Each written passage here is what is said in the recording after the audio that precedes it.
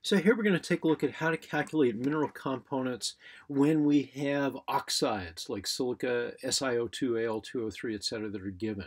This is the way we usually measure rocks and minerals. We list them out as weight percent oxides. These are the numbers that will come off an electron microprobe or an X-ray fluorescence spectrometer. And so what we get if we analyze an olivine, for example, and we'll keep it simple. Let's say an olivine is analyzed. We might have an analysis that looks like this: 41.85 weight percent silica. We might have an FeO content of 2.05 and then an MgO content of 56.17.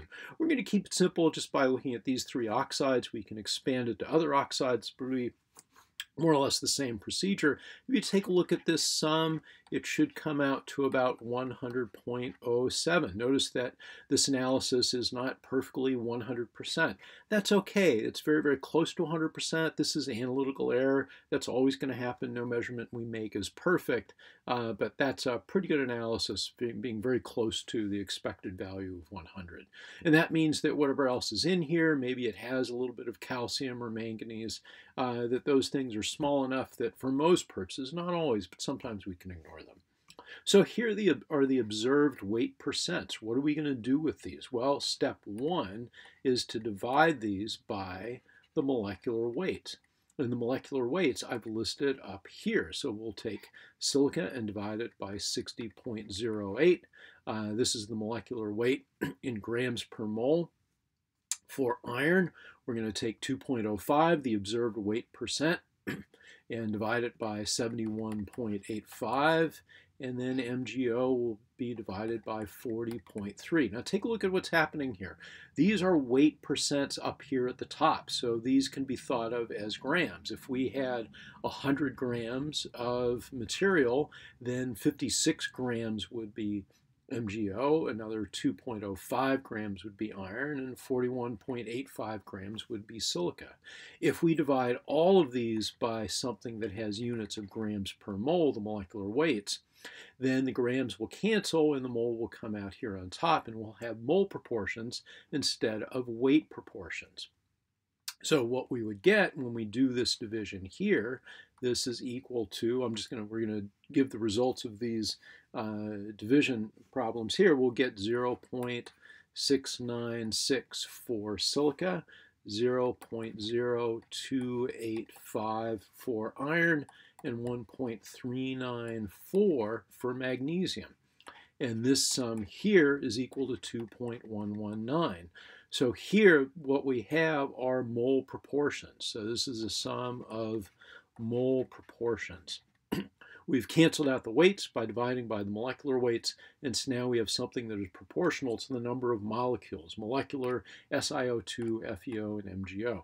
Now 2.119, that's a rather inconvenient total, so we can, in step two, divide by the sum. So we'll take 696, divide that by 2.119, divide all of these by 2.119. This is referred to as renormalization, 2.119. So we are renormalizing the total.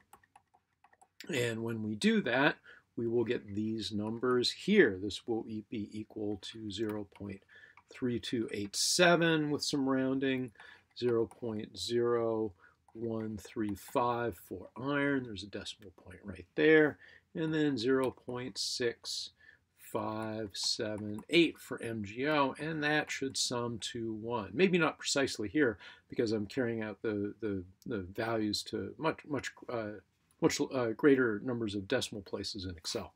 Anyway, the bottom line is once we have this, we now have what we refer to as mole fractions. It's a fraction now because everything sums to 1. So this is the fraction of SiO2, the fraction of iron, and the fraction of magnesium. Let's take a look at how we could convert this into mineral proportions. What we really want to know is how much forsterite do we have and how much fayalite.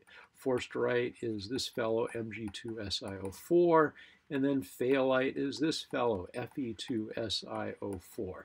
This thing that we analyzed up here is some mixture. It's not pure this or pure that. It's a combination of the two. So how do we calculate the combination? Well, it's pretty simple. Let's erase the chalkboard. Now we're going to have to keep in mind these numbers here. We're going to have to remember 6578 for MgO and 0.035 for iron, but give us a little more room.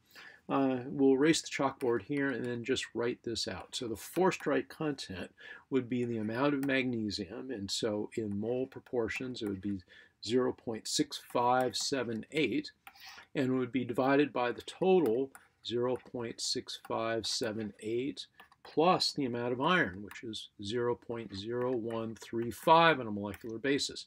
Now you might ask, why are we looking just at the magnesium and iron content? Why don't we add the silicon in here? Because the silica is not really doing anything. So when we compare Mg2SiO4 to Fe2SiO4, it's really only the magnesium and iron cations that really control whether or not we have forsterite or fayalite. These things are just the same. They're not really going to change. So we can ignore them. We can just focus on the things that change. And so here we're looking at the total amount of magnesium. This is the amount of MgO relative to the amount of MgO plus FeO. And this calculation will come out to about 0.98, which means that the mineral that we analyzed has 98% forsterite. And we could do the same kind of calculation for fayalite. Fayalite would be 0.0135 in the numerator, and then we have the same denominator as down here. We'd look at it as a total fraction of the total amount of magnesium, 6578 plus 0.0135, and this would come out to 0.02. So we have something that is 98% forsterite. Notice that with only two components, we didn't really need to do this calculation, but it is a good check to make sure we did this one correctly. So anything that is 98% forsterite should also be 2% fayalite, which we've determined here. Now, if we had other components, like a calcium-bearing component or a manganese-bearing component, then we'd have to carry out these calculations up to the 1 minus the number of components that we have. Anyway, how do we write this? Just to finish this up, if we have something that is 98% forsterite, the way we usually write that is FO subscript 98. Or you can write it equivalently. This would be equal to Fa2, something that is 2% fayalite, could be written like that, and that would be the same thing if we only have two components. Here, again, we're ignoring calcium and manganese and nickel and other things that go into olivine. So if we ignore all that stuff, then Fa2 would be the same as FO98. This is the typical way that we would write these kinds of mineral compositions.